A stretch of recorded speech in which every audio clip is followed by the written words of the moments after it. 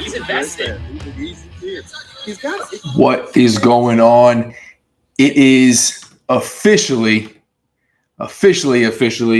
basketball season in the Bluegrass. Joining with me today, happy hour, heavy pour, Big Blue Madness celebration, and a little bit of college football recap. Coach Evans from 127 The Game. Sir, how you doing? I'm doing great. How you doing, man? I'm doing well. I mean, I'm watching the boys play some basketball. Took my mind off of the terrible football we've seen last couple of weeks. Trent Noah, absolutely flamethrower, and then Colin Chandler with the dunk. I mean, it's exhibition. They're having a good time, but you know how Kentucky fans get with basketball. And Big Blue Madness never disappoints, especially when you got the likes of John Wall coming back out doing his thing, you know?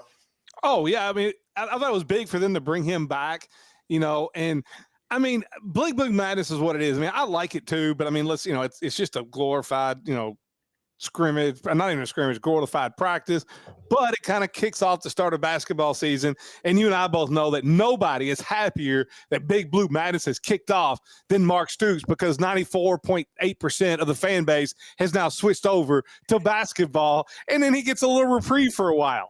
That's right. That is 100% correct. And we also got resident Vol fan Hammer joining us. Sir, how you doing, brother? Good evening, gentlemen. I told you to be careful. I said the coach bump is a real thing, man. I know you're disappointed with the scheme and the coaching and the performance, but that new coach Bobby Petrino's back bump was a thing. You just keep telling yourself that, Rando. No, hey, you said Tennessee by 30, right? I thought he coached a great game. I mean, I thought they played well. And, I mean, listen, in the grand scheme of things, a win is a win is a win in college football. You win and move on. You survive and advance. And so, I mean, Tennessee didn't play great. I thought Arkansas played really well, but you get the win and you move on. That's all it is. I mean, Oklahoma would take a win today. At least they didn't James Franklin it. I mean, they have gone full James Franklin now. So they didn't do that. They won. Coach, first of all, it's a pleasure to share space with you. It's great to see you. I've enjoyed watching you on the show the last few times. And it's a real honor for me to just share this space with you. And hey, Rando. And Coach, you're right. I mean, a win is a win. I mean, tomorrow when we look at the standings and the record, we got to be happy about that, right? But 100%. in the moment, the frustration of seeing missed tackle after missed tackle after missed tackle and bad angle and terrible scheme and horrible play calling and stupid. There is no excuse, zero excuse for procedure penalties at home. No. I'm sorry. Yeah. That's just a lack of focus. Yeah. So something has to change. And I'm not saying fire anybody, okay? I know there's a lot of people calling for Tim Banks' head on Twitter this evening, but I'm not saying fire anybody, but something has got to change, because we have too many big games left on our schedules in hostile environments. And with a probably not happy Oklahoma team coming to town in a couple of weeks, we cannot play undisciplined football and expect to win. Yeah, I mean, listen. I mean, anytime you get procedural penalties and holding penalties, that's a lot of focus of what it is. And if I'm not a Tennessee fan, I'm a Notre Dame and a UK fan. I think that's been the one drawback I've had with Heupel, is that too many times in bigger games that has happened, and to see it rear its head in a game that you were heavily favorites has to make Tennessee fans a little worried. And that was a must-win game. And a lot of people say, "Oh, well, yes, it was must-win to keep us in contention for anything significant beyond the regular season." They had to win that game. And I think a lot of Tennessee fans, I can speak for when I say this, we need a killer instinct. When we've got an opponent down, like we had Arkansas down 10 points, we have to step on their throat. We have to break their will. We have to take them completely out of any hope of winning that game, much like we do Kentucky every year. We have to make sure that we walk out of there with a win. And I think that's the one piece, especially in big games, conference games. I think that's the one piece that I think collectively everybody would say that needs to happen. And then obviously our defense can't give up 1,000,000 yards to, quite frankly, I mean, no, all the credit to Taylor Green. He hung in there and made plays. But, honestly, that game should have been a 3-score win. Well, Hammer, I will promise you, I'm not the UK fan Rando is. I'm actually a realist. I will never pick UK against Tennessee. When you beat a team like 3 times in the last 48 years, it's not even a rivalry. So I will give you that you can make all the comments you want about Tennessee UK because you guys have earned it by kicking our rear ends up and down the field for the last 50 years. Rando, you're recording this, right? Yes. Okay. Yep. It is live on X and YouTube, and once it's on the internet, it never goes away. So, listen, hey, I think over the last couple of weeks, with what we've seen on the football field, I have made a complete 180 turn on my expectations of this team, and my frustrations have been very, very, very loud. But I'm going to bring in T, which I'm hesitant to do because he's going to cover up John Wall's beautiful face and that John Wall dance, Big Blue Madness, circa. I thought that was Usher. My bad. What was this? This Big Blue Madness, circa 2009, I believe. We're getting ready to cover up here, but we'll bring him in. What's up, dude? Gentlemen. Squeaked out a win, but as we were talking about, a win's a win. You got a W against. I don't think it hurts Tennessee. That was a close game. If you lose it, like Hammer said, that one's tough to come back from. But I mean, there was some surprising games throughout all of college ball. Texas beating Oklahoma the way they did, really a second half spurt there. Offense seemed to stagger for Oklahoma, which we've seen has happened. Quarterback coming in somewhat healthy, but that was kind of their calling card last year. Offense couldn't do much. And then even Ole Miss, 30-something point favorite to Washington State, and that was down to the wire. So some interesting football. Auburn has Georgia on the ropes early. Coach, what was your take on some of the early games? Obviously Penn State's going to Penn State. Drew Aller is out for the season, which really sucks. This was probably his last chance to solidify himself as the number 1 overall pick. Draft stock probably going to drop a little bit now. But what was your big take from college football week 7? 2 things. One, I never bought Drew Aller as an NFL quarterback, period. I think that's one of the most overrated things in the history of college football, other than Illinois being anywhere in the top 20. Wow. Let's just start with the biggest thing, and especially being a UK guy, Rando. And I hear a lot of UK fans. And I want to talk. We talk Stoops a little bit. I will say that Stoops has got right around $40 million buyout. James Franklin's like 48. Maybe you can work out a trade and make both teams happy. I don't know, but the one thing I want to say is I hear about UK fans and they're like, oh, who are you going to get? You got Stoops, and it doesn't get any better. He won 10 games somewhere. Let's look at Kirk Cignetti. That's the biggest story of the day. He goes to IU that has as many problems with traditional football. It'd been, like 1947 or whatever it was since they've been to the Rose Bowl. Takes them to the playoffs list last year. They go out, and I'm a big Kirk Cignetti guy. I don't like his non-conference schedule. He tries to play. I mean, he plays a non-conference schedule. It's literally a high school schedule. But they go out to Oregon and dominate that game and win. And so don't tell me that UK just has to deal with, hey, if Stoops wins 6 games and we go to a bowl game, we're happy. Hell no. IU's going to playoffs. This is what it's all about. And this is why you have to get rid of Stoops now. And you got to go out and find your Kirk Cignetti. Indiana's the story of the whole day. Yeah, you're 100%. We talked about that last show on Thursday when it was, we talked about Kirby and him taking over for Georgia, and Mark Richt was a good coach, but Kirby got over the hump, and so you can maybe find a OC or DC that plays group of 4 or power 4 or coaches power 4 football, or you go find a Kirk Cignetti who comes from a group of 5 school or someone who's just a good coach, leader of men. And for Kentucky fans, they think that's John Sumrall. But I 100% agree. Is that there are coaches out there who can change programs around, and the Stoops, Coach Heupel. Yeah, without a doubt. Well, here's the big difference. Lee, like there's too many examples of people that come in and turn Vandy around or IU around, and Kentucky's just trash again. here's the big difference. Kirk Cignetti and his staff have a great year last year. Him and his staff go out and they handpick their quarterback, Mendoza, and the guy should be the front runner for the Heisman. Stoops and his staff go out and handpick their quarterback, and it's Calzada who can't throw it 6 yards. That's all you need to know, period. End of story. Yeah, and the other thing that you could compare IU to Kentucky with is basketball is always going to be superior to football. No, because Indiana basketball has been irrelevant for 25 years. They're like Nebraska but football. So in that whole conversation right there. No, but the fans still think IU basketball is IU basketball, just like you make. No, they don't. No, yes, they do. Yes, they do. I see it on Twitter. They attack us all the time, and it was really loud when we were going after that same. They don't. They still love the Hoosiers the way they always have, but they know that the Hoosiers haven't been good. They're not. Indiana is a basketball state. IU is the Hoosiers are basketball. My point is, even Kirk Cignetti himself said it when the new coach came in. Said, "Now I got to compete for NIL money. Like I had a bunch of money last year. Now I got not so much money because everybody's focused on basketball and helping the new coach out there." He said it himself. All that being said is like you are correct. If you find the right guy, you can change a program around.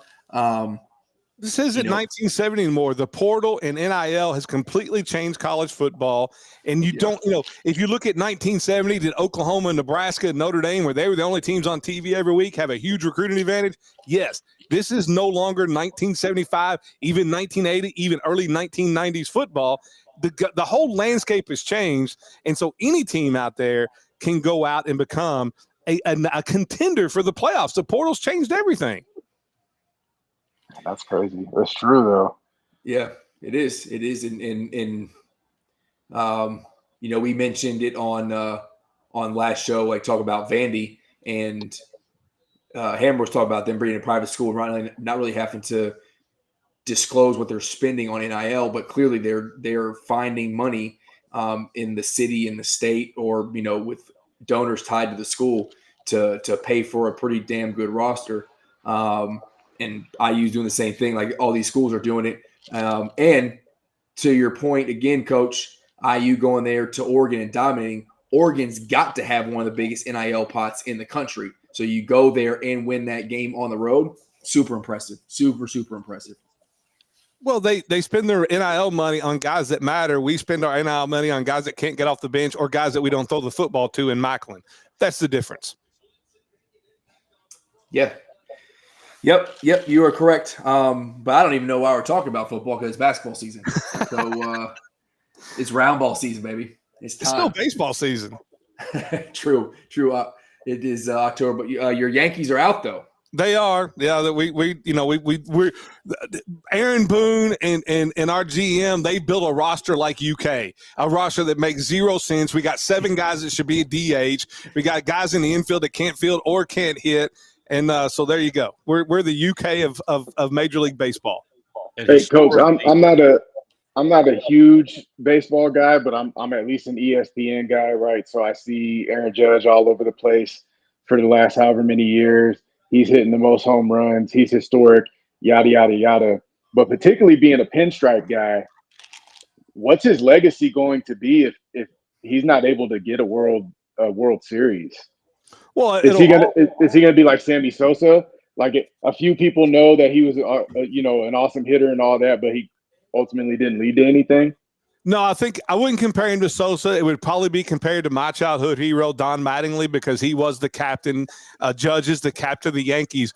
But in the great pantheon of Yankees, you can't get anywhere near the top of that or even in the top 10 until you win World Series. Let's be honest. When you got 27 World Series titles, that's what you're judged by. And so will be the thing. And to me, it's all about Cashman. You're going to have Garrett Cole, who probably talent-wise is a top 6 pitcher all time for the Yankees. Aaron Judge, talent-wise, right up there. I mean, guy did things this year. He became the first guy since Mickey Mantle in 1956 to hit 50 home runs and win a batting title. But you're wasting the prime of their career, and he'll never be able to get to where he needs to go without a World Series ring. That's just the way it works in New York. Well, and then even with that, even if he wins 1 ring, that's still like amongst the Yankees, to me, doesn't elevate him. Kind of like Aaron Rodgers, right? Like Aaron Rodgers has his 1 Super Bowl. but he's never going to be an all-time great because one Super Bowl coupled with all his talent isn't enough. I feel like even one World Series, particularly for the Yankees and the Roger Marises and all the people historically that the Yankees have had, even one's not enough. He has to have one. Yeah. He got to get one. In the day, this day and age, it's a little different. Now you had the great run of 96 and then 98, 99, 2000, 2001, the whole great run with Jeter and Pettit and Bernie Williams and those guys where they won 4 rings and so. But yeah, I mean, I think it's a lot tougher now to win 4 or 5 rings than it was before free agency and now with expansion and that type of thing.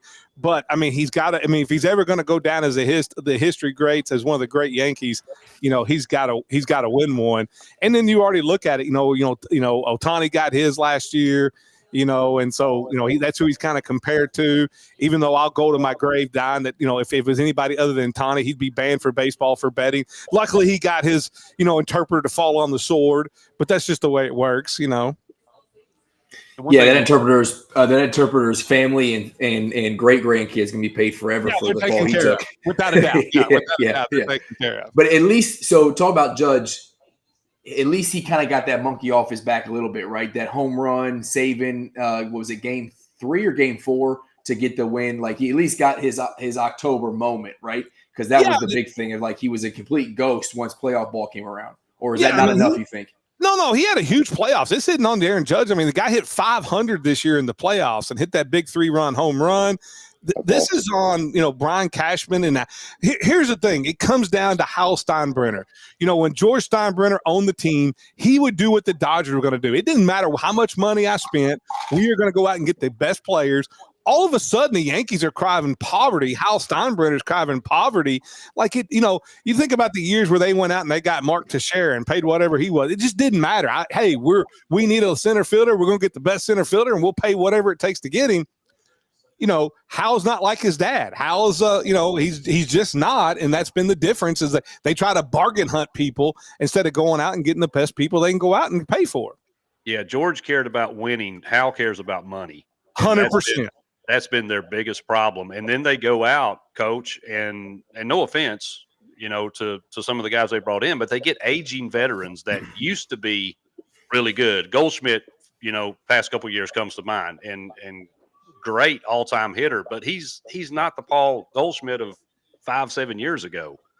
Then they bring in Devin Williams, who was supposed to be the savior for the bullpen. Yeah. I mean, so there's been horrible personnel decisions. We always historically have traded away, star players from the farm system in trade packages to get these superstar players, but they're past their prime. Right. Yep. So something's got to change, and I've been screaming for years. I'm a Yankees fan, by the way, Coach. Screaming for years that Cashman will run this team in the ground because Hal will let him. Because all Hal cares about is the revenue coming in. George just cared about winning. He didn't give a crap how much it cost. No, and he was the worst loser when he lost. Absolutely. This was a guy that would go down in the locker room and pick people off, fire people, do whatever he needed to do. And you're right; it's 100%. The game. To me, Cashman is still trying to play the game in the steroid eras where guys that are 35, 36, 37, 38 used to put up big numbers. You look on average now, they don't. This is a young, the teams that win now are younger players with athletic, and you got to go out and you got to draft pitchers well because pitchers – a crappy pitcher costs you so much money now on the free agent market. Like you and I can go out and get, $27 million a year for 3 years, to go and throw a baseball because that's how much it just costs on the free agent market. They've not. Where are the tryouts? Yeah. And also bring back the steroid era. That was the best baseball era ever. Bring it back. I want to see dudes throwing 120 miles an hour and hitting it 600 feet out of the stadium. Well, that's the problem too. Is the Yankees can't manufacture runs? No, they're one-trick pony. Home runs. They cannot manufacture runs, and that's what cost them all year. It's what cost them in the end. Oh, without a doubt. And we talked about this on our show earlier this week, but I want to ask you guys, and not just for baseball, because it really came up in baseball last night, came up big today in college football. Like, I'm a fan of the replay. Have replay, let's get it right. I've never seen so many replays that everybody in the place knows it wasn't a catch or it was a foul ball, or it's like, if we're going to have replay, how can replay officials still miss it? Like Notre Dame had 2 back-to-back plays that were obvious. One was a catch, one wasn't a catch. They get it wrong. You had the bunt last night. Like, do we do away with replay if we can't get replay right? I like what the ACC. I like what the ACC is doing. Okay, where you can see the booth or hear the booth. Yeah. I want to hear the conversation, because if they're going to get it wrong, and we can all see, like, we all see what we think is the right thing, and then they go with the opposite, like, then we need to know the reasoning, right? Like, so what? I didn't watch the Notre Dame game, but like, if you had at least heard the reasoning, maybe you don't like the call, but at least you understand why they make the call. So I think everybody needs to follow suit with what the ACC is doing, and let us hear the conversation between the ref and the replay booth, so that we know. Love to hear it on targeting calls.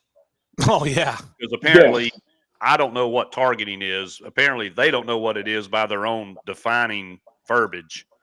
Just like we don't know what a catch or not a catch is. It's just like nobody knows anything. I'd love to hear, at least hear, like T said, I'd at least love to hear and listen in on the conversation and how they arrive at their decision. I even posted on Twitter today, whatever, ref, okay, show your work. Like, explain to me how that was a personal foul.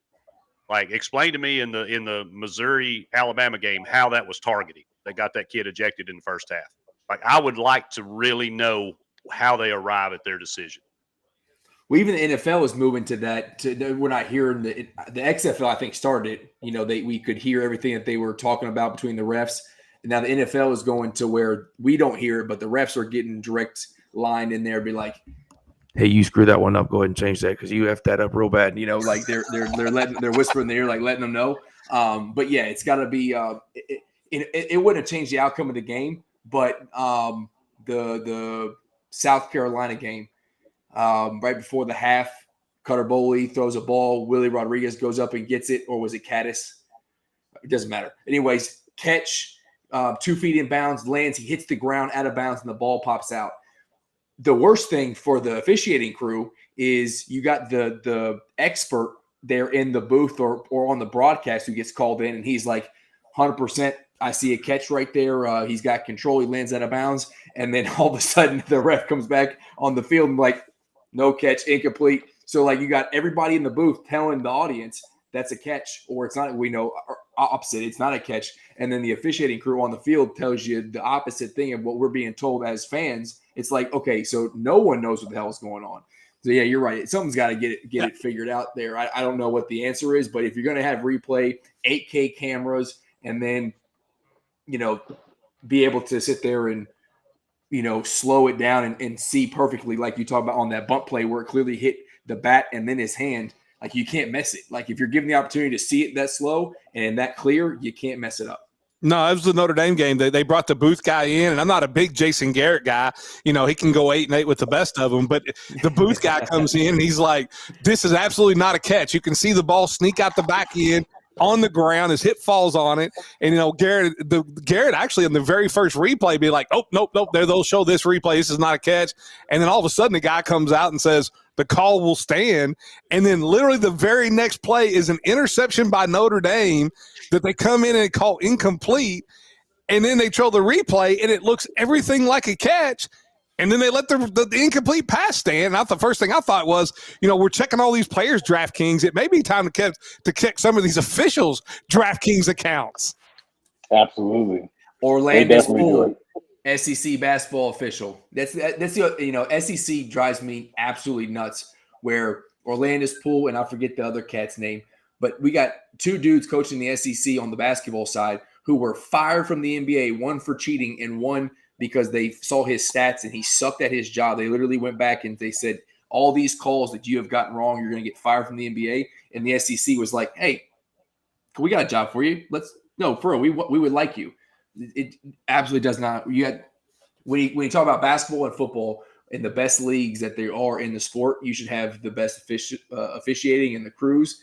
And and how a dude who was in a scandal for betting on games is now coach or reffing in the SEC. I don't understand. That is a good point. When the SEC, like obviously we are what we are with football, but now we're broadcasting ourselves as all this in basketball, and rightfully so. So you're right. Like we need all our support staff needs to be the best of the best as well. Full-time officials. We need full-time officials, not real estate agents and attorneys. For sure. 100%. Which is what Ed Hockley was, an attorney with his massive arms. Something I wanted to throw out, and we talk about a lot on our show, and I want to get your guys' opinion, Hammer and T, and even Rando. And I'm curious about this. And even Rando. I can't. I love you, Rando. I know. I just like how I'm getting it from all angles, right? Yeah. Right. But there is no safe space for you. No, he is that. Listen, and listen, I'm big Blue Nation, and as through and through. Even though, like, I grew up, I didn't realize anybody else played football. I grew up from a big Catholic family. Until I was 16, I didn't know anybody else but Notre Dame played football. It was, it was God, family, Notre Dame, and on Saturday afternoons, those were reversed. But the one thing I talked about, and we talked about this on our show live at 5, was, the preseason rankings. And I know they don't mean anything because you have a committee, but I do think even the committee gets kind of tied into these rankings a little bit because they're going to go out and they're going to pick who the playoff teams are. You've seen this year where 3 of the top 4 teams preseason, 3 of the top 4 teams are all out of the rankings. Would college football and the playoff be better that if nobody was ranked until after about week 6? Ooh, I like that. So the rankings don't matter in what they mean for how people will perform, obviously, but they kind of matter because then it comes into strength of schedule, and this is a ranked win. I think about like our win against NC State last year. NC State was terrible last year, but they were our first game of the season, and they were ranked, and that still mattered when it came time to put us into the college football playoff. So. But in this day and age of portal, where teams are coming in with 60 new players, and like what you did, it's all based on what you did last year. Like nobody knows. Correct. Like UK, we had no idea what college. Look at all the people they brought in, and everybody does it except a few teams. Clemson still doesn't really get into the portal. Notre Dame is into the portal more than they ever were before. But I do think when teams are ranked early, and then you get these wins, and I do think this is part of the SEC bias that everybody in the SEC is overranked preseason. And then they go, hey, but when we beat them in week 3, they were ranked, but then they were 6-5, but you still get a ranked win at when they were ranked. I just think in the grand scheme of things, when you have a committee now, that even that biases the committee a little bit. And I think the poll influences the playoff committee as well because and a lot of us have said over the course of several weeks because of the fall of Texas and Penn State that there shouldn't even be a poll because the only one that matters is the CFP ranking, right? You got all these other polls, AP and coaches and computers and all this other crap, but none of them matter. But it's funny how the AP seems to influence and the CFP almost seems to reflect what the AP does. And they watch probably fewer games than anybody involved in the process. So I'm 100% for it. I don't see the need to even have a poll because I feel like all that does, and like, T said, you've got a team that you beat and it looks like a good win, just like Syracuse for us this year. Looked like a good win. Well, then their quarterback goes down. Mm-hmm. So that's not going to be a quality win come the end of the season. So I don't even know that strength of schedule. Coach, I think what it impacts more than anything is television. 100%. Because they can't advertise, we've got a top 10 or a top 15 matchup or 2 ranked teams. I think that's still the driving force behind that because of the TV money that's involved and these networks wanting to promote these, quote, big-time games with ranked opponents. But now you'd have to start advertising the brand, right? You'd have to start exactly instead of cupcakes at the beginning. If there's no rankings, now you'd have to go big brands against big brands to draw, and that's going to give you good football too, and probably work out the rankings on the back end. So I see that working.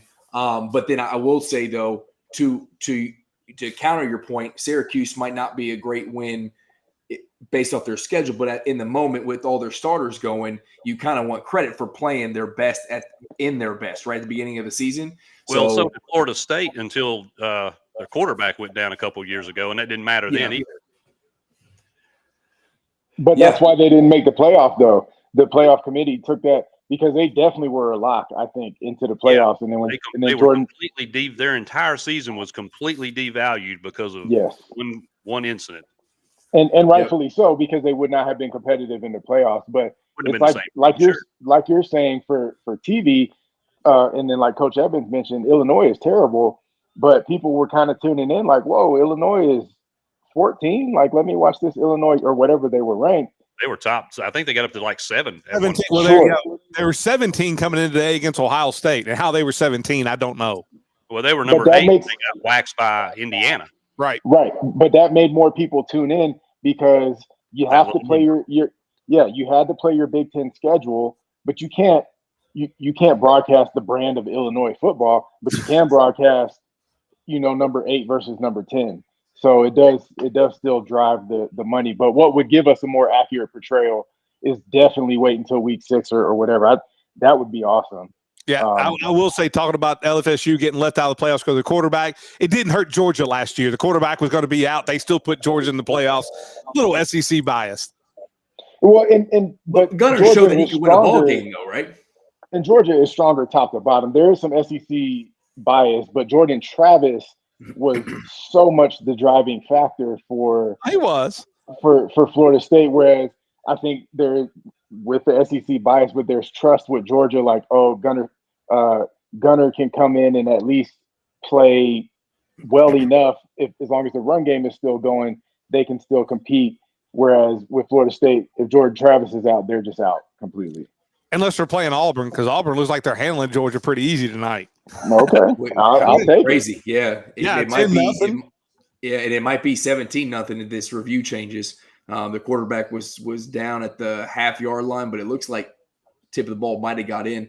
Does that save Hugh Freeze's job if he goes down there and beats Alabama? I mean, they were booing Hugh Freeze tonight when they announced him. I mean, the entire stadium was booing him.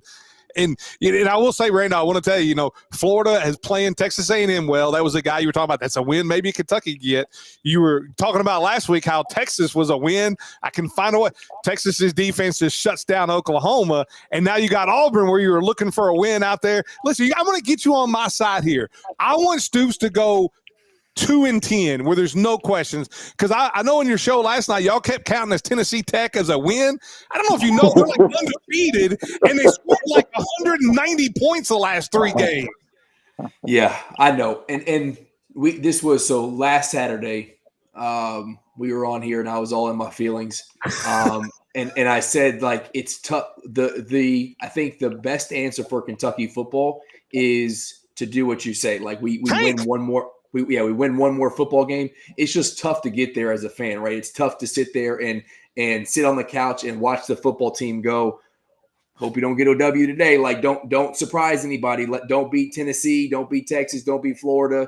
Don't go to Louisville and win that game. Like, it's just tough to get there, even though that's the only thing that's really – if we go 5 wins, 6 wins, Stoops is probably back next year, which you still sit there and say, that, okay, you're not serious about football if that's what you accept as like a decent season, bring back and let's just rinse and repeat. But yeah, so it is funny though how the way the schedule goes, and you got to win the games that you're scheduled. But if the way Texas played early, the way Florida played early, think about if we had played that game. Say we play Florida in the Ole Miss game, or we play instead of South Carolina, we end up playing Texas. You end up potentially winning those games if they're at home, because they're still trying to figure themselves out. We unfortunately aren't getting any better, and those teams are, right? So we're going to play later in the season where they are figuring themselves out. They're getting better. Napier might have a second half season like he did last year and save his job again. They're competing against TAMU right now. Yeah, and we're just we aren't changing anything, and we stay the same. Kentucky. I put it out there watching the first half of Texas. I still believe that Kentucky can put the pieces together to win that game. We have the talent to do so, but we haven't changed. Hold on, against Texas? Yes, I'm just saying. Like, you look at our defense can slow their offense down. Manning has enough tape out there to show what bothers him, right? We have the pieces. Now, I'm not saying we're going to do it. I don't think we have the talent on defense to do it. And Cutter Boley has shown he has progressed over the last couple of games. So he's showing that he can get in there and do some good things. Do I trust the coaching staff? Do I trust Bush Hamden? Do I trust any of it to actually happen? No, we have not seen anything at all that would give me any confidence to say, hey, guess what? They're going to go – Texas is going to travel to Lexington for the first time ever, and we're going to get a W. I'm just saying what makes me most frustrated is that I look at this team and we had the pieces to do it, and we still won't. Just like we had the pieces to beat South Carolina, and we didn't. So you have gotten me to that point where I don't have faith in the coaching staff or the football team to get W's like I did early in the season. And what really pisses me off is that I look at the talent on the field and think we could actually be special. Well, I'm not as big as Cutter Boley guy as you are. I think Cutter Boley, I don't think he'll ever make it as a big-time SEC quarterback. That's just my personal opinion. I look at that Texas defense, and I think we could probably play 47 quarters and not score more than 13 points. So, I mean, that's just what I see. I mean, I think when you look at the SEC teams, our offense is so backwards, and that is I think the one thing Stoops has never done is adjusted to the new age of college football, where you saw guys like, people forget Saban was winning national championships and playing like 6-3 games against LSU, and then whenever Auburn and Gus Malzahn got there and played this, super fast football, Saban saw it writing on the wall that you can no longer win games trying to be the Iowa and win game 17-14. And he goes out and gets Lane Kiffin. He goes out and gets these offensive guys. And then all of a sudden they're putting every wide receiver in the NFL as an Alabama wide receiver. And that's something Stoops never, he's still trying to win games like Iowa. Go back and look how much Iowa's winning in the Big Ten. And that's a problem. Who is the best team in the SEC? Yeah. There isn't a clear-cut one, which I mean, I wish it was Tennessee clear-cut, but parity in the conference is nice. Like, boring isn't the right word, but it was kind of boring when Georgia just literally their entire starting 22 were all, top 3-round picks, and we knew nobody had a chance against them. Like, there's nothing there. There's no excitement there because you just know Georgia's going to win. This year, I mean, we think Florida stinks and Napier's on the hot seat and all that. And Texas A&M is number 5 in the country. And right now it's a one-possession game, and Florida has the ball with TAMU. Like, there is excitement and intrigue with each and every game. So it's going to matter who comes to play every Saturday. I don't think you can definitively say. I mean, I guess maybe it's Georgia, but they can still be beat. It's sad that Vanderbilt is in that conversation. Hey, Vandy, IU, 2 of the top 25 teams, and don't tell me Kentucky can't win. We just can't. We just don't. Hey, I need TAMU to win, because the more TAMU wins and Miami wins, the more it helps my Irish, because we should be undefeated. So the more they win, the better it looks for us to get the playoffs at 10-2. So if you're watching the Georgia-Auburn game right now, we were talking about reviews earlier. Ruling on the field was a fumble. It's super close to call. They should have let the play go. It would have been a fumble 6 for Georgia. Instead, they called the fumble, blew it dead for some reason. Now they're reviewing it, and no one knows what's going on. But they might reverse the call for a touchdown, even though it's clearly there's no evidence to do so. So Florida just fumbled too. It's funny how like they're piecing like 4 different shots together. Call on the field is a fumble, but they were just saying, I'm trying to hear it right now, that they might reverse the call on the field. So along with Coach saying who's the best team in the SEC, who's the best quarterback in college, like just in college period? Like, who's going to be the number 1 pick? Because all the people that everybody was all preseason hype about have not been good. Klubnik hasn't been good. What's his face? Mussenberger or whatever. LSU hasn't been good. Aller. He's been battling an injury. I will say, I don't know where the Klubnik came from. I think he's been overrated ever since he's been at Clemson. I've never understood the hype for him. Dante Moore at Oregon, Mendoza at Indiana. Though I think those are the two front runners for the That's Heisman Trophy for me. crazy. And I will say, and I'm not a big fan of his, but I do think what they're doing with him, I think the way Simpkins playing at Alabama has got to have him in the conversation for the Heisman Trophy. I think this is an NFL draft class that is like, it's a lot of guys that you don't, I don't think there's a absolute home run. They always say in the NFL draft, you miss on half the quarterbacks in the first round. This may be one where you get like 6 or 7 go and you miss on like 7 of them, like over 75% of them, because I just don't know. Yeah. Nobody's really sticking out. One day it'll feel like Marcel Reed might be the guy, and then I just watched them miss a wide open. I mean, the people miss from time to time, but it's just nobody is jumping out. So both in the SEC is the best team, and then just in college football as a whole as the best quarterback or anything, which I guess differing people have differing opinions. I love the parity because you can tune into way more games these days and they're competitive. They're kind of ugly, but they're competitive. Yeah, I think we're going to have a couple like last year's, this year's, possibly the following year. It's going to be some pretty rough quarterback classes for the NFL draft. Yes. I do think CJ Carr's the guy. CJ Carr has to stay at Notre Dame another year. He's a redshirt freshman. I think he is going to be something that's going to be special. And he put up good numbers today. Everybody talks about Jeremiah Love, the running game and all, but, he can definitely make throws and he looks the part. So all it's going to take is a playoff run, and that's going to thrust him into day one status. So you're not wrong, Coach. Coach, speaking of Love and you being a Notre Dame fan, I have a fun Notre Dame story for you. So that was one of my schools when I was on recruiting in the Marine Corps. I had the northern half of the state of Indiana. And so I'm brand new to recruiting, and we're going to a Notre Dame career fair. They always do the career fair in the football stadium. And so after the regular career fair, they have an athletes only career fair because everybody has to finish practice and then make it. And so you can register for that. And so I'm like, yeah, Marine Corps, go ahead and put us in that. And I run into Julian Love, he was a freshman All-American at Notre Dame. And I think he ended up being an All-American too. And he's still, he's having a really solid career in the NFL. But I had no clue who he was. And he was the first person that I ran into.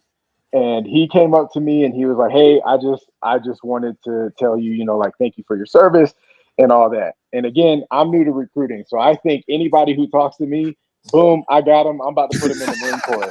Not realizing that this dude is a future NFL guy. And, so I'm like, okay, cool. Yeah. Like, what do you think about this? Have you ever considered joining? And he was so polite and respectful, but basically he was just like, well, I got some, I got some other plans and some other things that I'm pursuing right now. He's out there recruiting Joe Montana for the Marines. I'm trying to get Joe Montana. I'm trying to take him to a different league, baby. I will ask you. It'll never work out for you. Yeah, there's nothing more special, though, since you've been on campus. You got to admit, I understand you guys got Rocky Top and all this. Touchdown Jesus is something different. Touchdown Jesus is awesome. It is. I'm a huge fan of the Notre Dame campus because South Bend is a horrible city. It's ugly. It's gray. It's dark. There's a lot of transients and all that. And then all of a sudden you just have this beautiful campus of Notre Dame. And then on the other side of the street, you got Holy Cross. Yep. But yeah, it's a beautiful campus. And then Touchdown Jesus is just over top of everything, and you can see it from everywhere. And yeah, no, I love the campus. The Grot, the Basilica, it doesn't get much better than that. If you ever get up there when they're a game and you can get in there where they're playing the bagpipe. We went up back in 2004. We went up. I'd been out of town. I was telling Rando I was lucky enough to take a team to the Little League World Series, and so we had just got back in town and we were going up for Michigan, Notre Dame, and so we drove up and we're there, on Friday night, and at midnight they play the bagpipes, and it's just. It's a different, it's not like Ole Miss and in some of the SEC tailgating you've seen. It's kind of a different scene, but it's pretty special. Yeah. Yeah, no, I always tip my hat to Notre Dame's fan base. I think it's one of the best in the country. And so one of the training schools that Rando and I went together, it was 6 months long. And my roommate there is from Michigan, but he's a huge Notre Dame fan. Sheen Rando, huge Notre Dame fan. So yeah, awesome. Notre Dame is an awesome fan base, great traditions. Lot of cool stuff. But yeah, I figured you like that. I thought I was going to put Julian Love into the Marine Corps. Hey, it's not too late. He ain't passed the age waiver yet. He is not aged out. That's right. Hey, he is not aged out. Never know. You never know. But we were talking about Florida State earlier. Coach, you are famous for your hot seat tweets. Mm-hmm. Is Norvell back on it? Oh, it has to be. I mean, if I were to put it out right now, I had Napier as my number one. We'll see. At Texas A&M now up 10 points against them, so I would still have Napier at number one. I would, and I know it's probably not going to happen because of buyout, but I would move James Franklin right now to number two. Mm-hmm. At number three, I would probably have Stoops. And then at number four, and this is a guy when I thought they made this hire, I thought it would really work. I thought this was a great hire by them, and it's absolutely been abysmal. And that's Wisconsin and Luke Fickell. Like what he did at Cincinnati, and when they made that hire, I thought they hit a home run. It's been abysmal there. So he would be number four on my hot seat list. And then the number five, there's a lot of different ways you can go with it. I do think if USC, whoever loses the USC-Michigan game will probably be, because it's right now 14-7 USC at halftime. I think Lincoln Riley's been abysmal at USC. I don't think they've gotten what they've paid for. I think Michigan's coach, and I know Michigan has given him a pass because he fell on the sword and destroyed all the evidence so they could keep their national championship when they cheated bigger than everybody else. And so you shout out Captain Stallions. Yeah, there you go. I mean, and so those would be my top five. The loser of Michigan to USC today would be number five, and then number four would be Napier, and then Franklin and Stoops and Luke Fickell. It's something about Cincinnati. It gets you tricked because we played Cincinnati twice when Butch Jones was the coach there before we hired him, and they were really, really competitive against us. We had significantly more talent on our teams, and they still played as competitive. We won, but so when we hired Butch Jones, I was pumped. I was like, man, this dude was playing us competitive with Cincinnati. Now you give him the talent of a Tennessee roster, and he was an outstanding recruiter. He was always bringing in a ton of talent. And then he couldn't make it happen. So there's something about those Cincinnati coaches. It's just they're able to. We were talking about it with Bush Hamden coming from Boise to SEC OC. It's just that level up. I mean, Frost coming from UCF back home to Nebraska was the hire, right? He was going to bring Nebraska football back. The Huskers were back, and he sucked, man. He just could not figure out. It's after recruit in a different area, bringing talent in there. And then coaching against better talent. It's just some people can make the step up, i.e. Signetti. Some people can't. But and I've been racking. Oh, go ahead. So, Coach, go ahead. I was going to say the one thing we have to do, Rando, we have to be honest with this is, with T and Hammer, we got to be upset with them because without Tennessee fans, Mark Stoops would be in Texas A&M right now because Tennessee set it in motion with Clay Travis and everything they did where they Chiano. And if that had never happened, then Mark Stoops would be at Texas A&M right now coaching, and we wouldn't be where we are. Excuse us for having a moral compass and not wanting a terrible guy like Chiano. I'm saying you guys are 100% right, but if it never happened, Stoops, because that would not. Texas A&M fans weren't smart enough to do it first. They had to follow Tennessee. I'm just saying we would not have Stoops.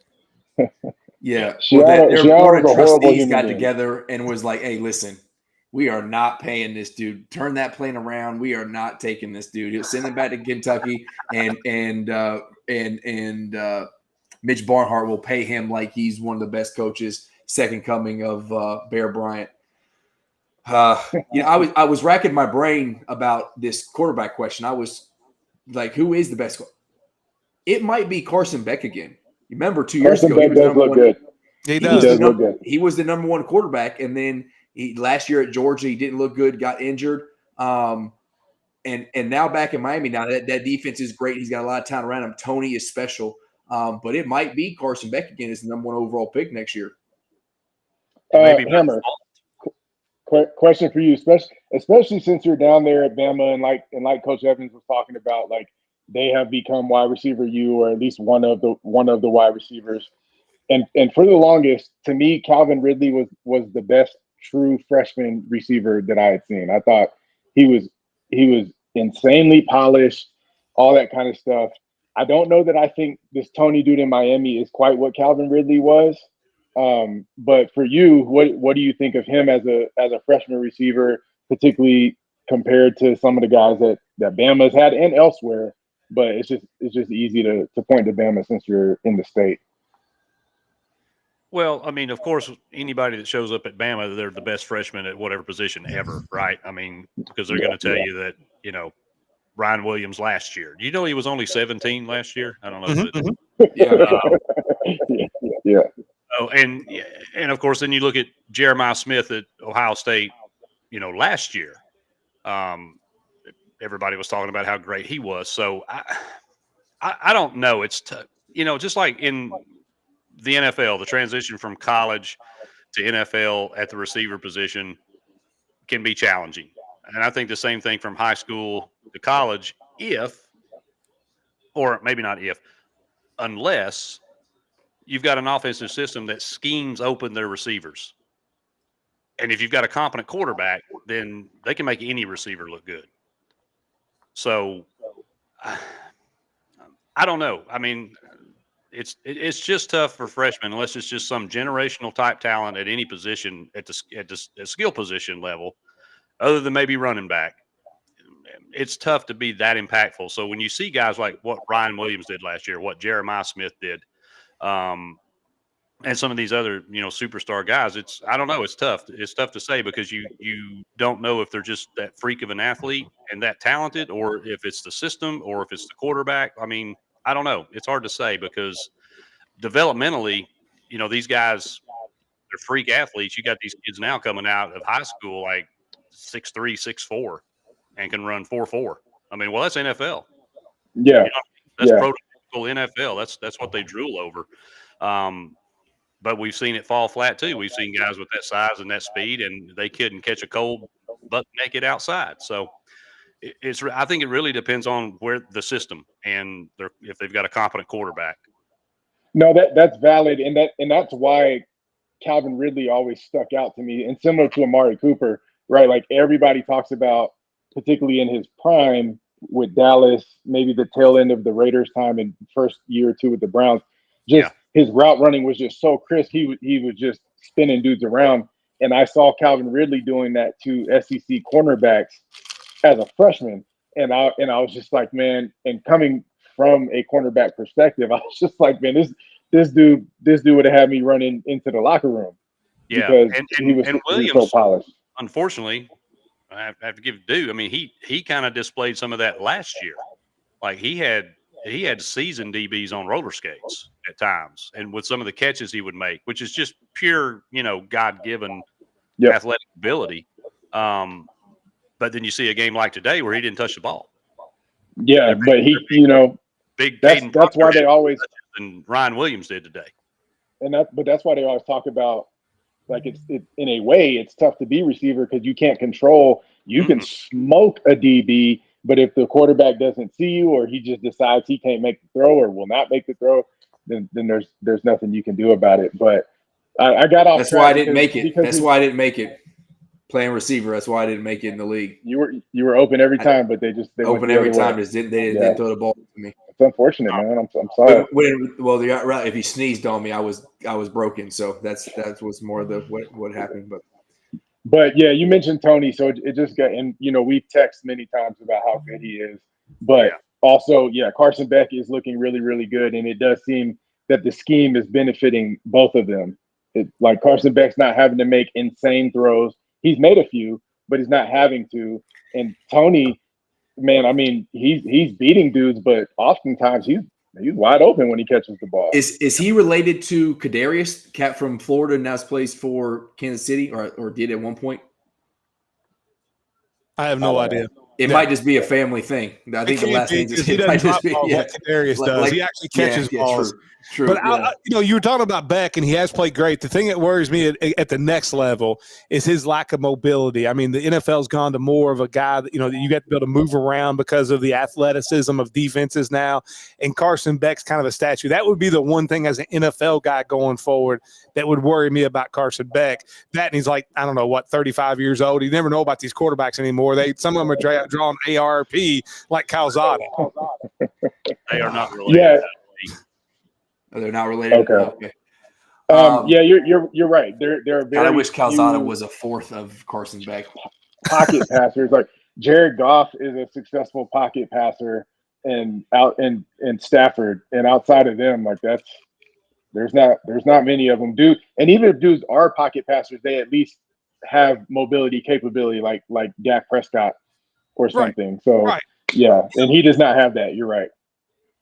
Here's a good one for you. Remember, we talked about we didn't know who we couldn't really come up best team is in the SEC. Let's just look ahead. How many SEC teams make the playoffs? At least 3. Are you sure about that? I mean, you got. So I would, if the committee says what they say, and they're not going to punish the loser of the SEC championship game, you have those 2. Plus, I would think you have at least one other 2-loss team that should get in. I would think probably Georgia, Bama. Yeah, I think it's 4. Georgia, Bama, probably TAMU, and then hopefully Tennessee can squeak in there too. But then who knows what Missouri does the rest of the season. I mean, Ole Miss is sitting there undefeated. They got Georgia, they got Oklahoma, they got South Carolina, and they got Florida left along with the Citadel. So, I mean, I don't know if they go. Do they lose 3 of their last 4 of the SEC? I think I think 4 is the answer. Although, what happens if Auburn's winning 10-0 at halftime? What's going to happen? Yeah, what's going to happen? I'm curious to see how everything gets rearranged after some of the upsets this week and stuff. Because everybody's got a difficult back half of the schedule too. There's no team that says, "Oh yeah, we've got a clear path to the playoff," because they don't. IU, that's the team that does. You look at IU schedule. Correct. Their only game that really, they got Michigan State, they got UCLA, they got Penn State, which doesn't look difficult, Purdue, and I think Wisconsin's the other one. UCLA looks like the toughest game on their schedule, and that's pretty pathetic. What's that? I said UCLA looks like the toughest game left on their schedule, and that's pretty pathetic. Maybe it's young Newhouse, the next UK coach. I mean, they put him as offensive coordinator. You're 2-0, but and you figure Ohio State's in. I just don't see them losing. Even if they were to lose 2 games, Ohio State's probably getting in. So there's 2 Big Ten teams. Texas Tech down there. I can't see more than 1 Big 12 team getting in. I know the ACC. You got Miami, Georgia Tech are undefeated. I don't buy the ACC. Maybe they get 2. It'll be interesting to see. I mean, how many? Because like you talked about, there's so many of those SEC teams are gonna devour each other in the back half of the schedules. Coach, do you think the G5 gets more than 1 team? I don't think so. I just don't ever. I will say this. Hold on. I would say on because you're looking at Notre Dame, if they run the table and they go 10-2 and say Miami gets in and say Texas A&M gets in, you have 2 losses that are in the last minute of the games. On one of them's the last play with Miami and Texas A&M playoff teams. I think that would get Notre Dame in at 10-2. If Notre Dame gets in there, I can't see 2 Power 5 schools getting in because I think they're still gonna fall to a 9-3 SEC team or maybe here's your group of 5 team right here. Maybe. So that Notre Dame is who I was going to ask you about. They're kind of the wild card to me, and I kind of wrote them off, and I hadn't paid too much attention to them. But do you feel good about Freeman and the boys running the table? And I'll take USF making it, Rando, because it's goalish. So I'll take that. Yeah, buddy. And then he's going to get hired by when Stoops gets fired. It's going to be great.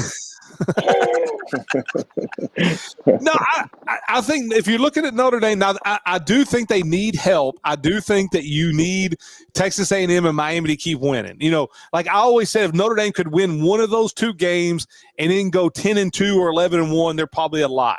But those are the best teams that you played, and you know you lose at Miami on a field goal in the last minute. Then you lose to Texas A&M on, you know, basically the last play of the game. Now, I will say, if I'm a Notre Dame fan like me, I mean, literally the game's over except that the right guard tackles the Notre Dame guy right in front of the two officials. I mean, it was the best open field tackle you've seen, and it leads to a touchdown. But you didn't win the game. So, I mean, I think it would help them a lot if USC goes ahead and beats Michigan, and then you get USC, who's going to be ranked, you know, when they play next week. That would help. You know, you've got USC's the last one, I think, and Pittsburgh. You know, Pittsburgh beating Florida State today also helps Notre Dame. So you've got USC, Boston College, Navy, Pittsburgh, Syracuse, and Stanford. Syracuse you throw out, Stanford you throw out. You need Pittsburgh to keep winning, and you need USC to beat Michigan tonight, and then you need Texas A&M and Miami to make the playoffs. And I think Notre Dame, if that happens, I think Notre Dame gets in 10-2. Sure. I mean, you're going to be 4 points away from being undefeated. And that's going to go back to where we started the show with your should we have rankings within the first 6 weeks. Your Notre Dame being ranked high potentially gets you in there too because you were a preseason top 10 team.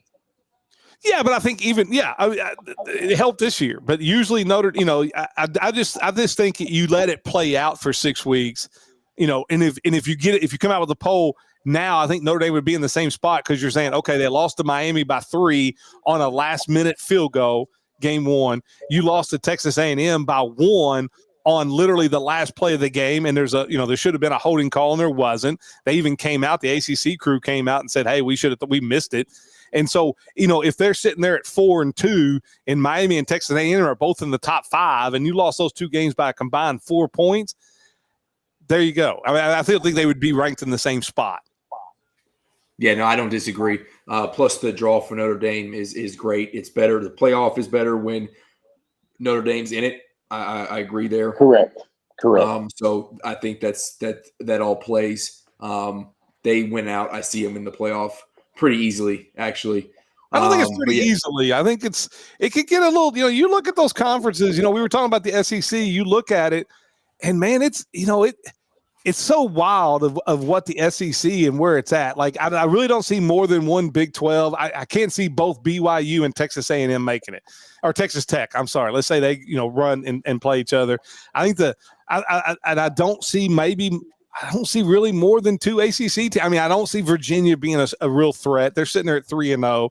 I don't see Duke being a threat. They're 3-0. You got Georgia Tech at 3-0. Miami's 1-0. I think SMU, if you look at their schedule, not a lot of great wins on that one, and they had their shot last year. I can literally see maybe the Big 12 and the ACC only getting 1, and I think that pushes us to get to 16 teams where they're going to have this, and I want it to go to 16 teams, but not if you're going to get these 4 SEC, 4 Big 10, 2. I just think you put the conference champions in there and you get more at large in there, and you get. I just don't want to ever see the playoffs get to be like a Big 10 SEC invitational tournament.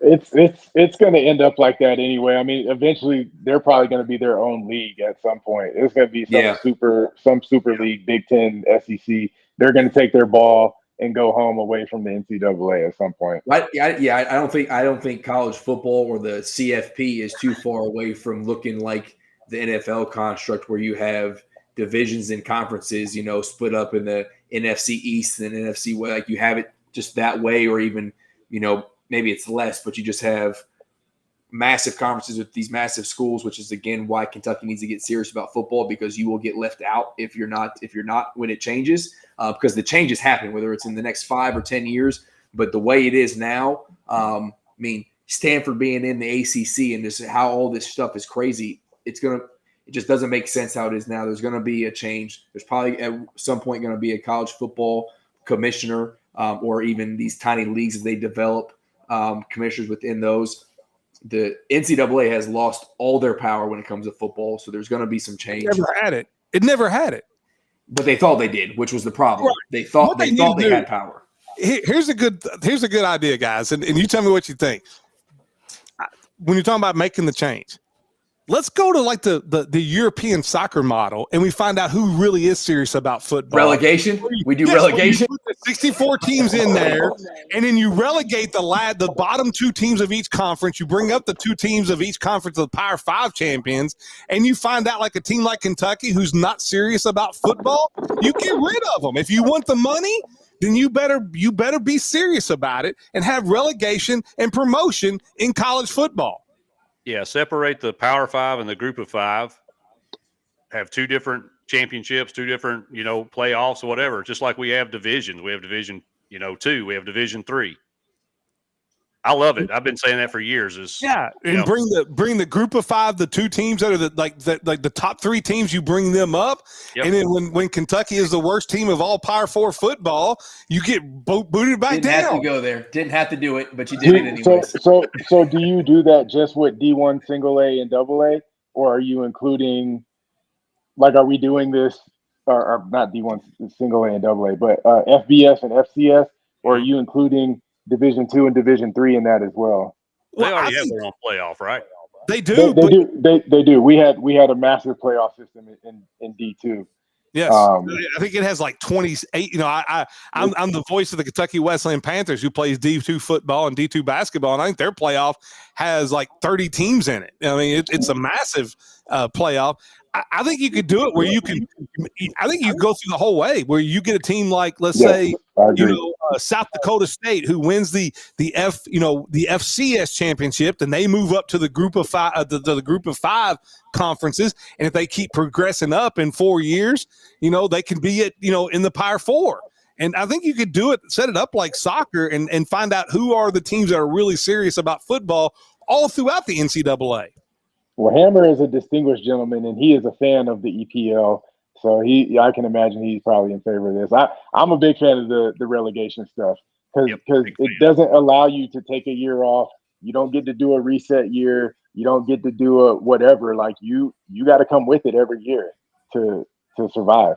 So I like it. Well, and I wonder, I don't know how you do it, or maybe it just comes naturally. But the drop off for relegation in soccer, like when you go down the money difference is massive. So there'd have to be that sort of thing there to keep schools from wanting to tank or to actually care. But like, hey, there's you maybe it's rev share. Like you get this amount of money if you're in this league, and if you're not, if you relegated, all of a sudden you don't get this money. And all these schools are like, well, I want $20 million a year. Like, so let me figure out how I can win. Yeah, you can't be Mick sitting there saying, we're just going to collect our rev share money and sit on 3 wins. That's what Purdue does every year. So. Exactly right. Yeah, there you go. Perfect. And if Hammer, if you're an EPL guy, then you have to love the show Wrexham. Welcome to Wrexham. Please tell me you've been watching that. My wife is not a particular fan of certain elements of that show, so that's got to be on my while she's away watch list. There you go. It's a great show. It is a great show. And what a great story.